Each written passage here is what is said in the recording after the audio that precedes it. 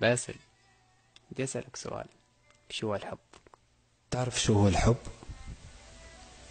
الحب هو الوجع،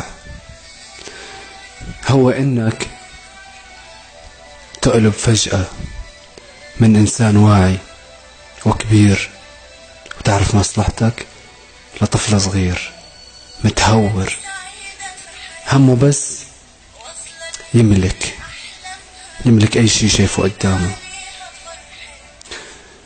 الحب هو انه تجي تعودني عليك وتقلي انه انا الك وتخليني احس حالي طفل صغير معك وفجأة تختفي.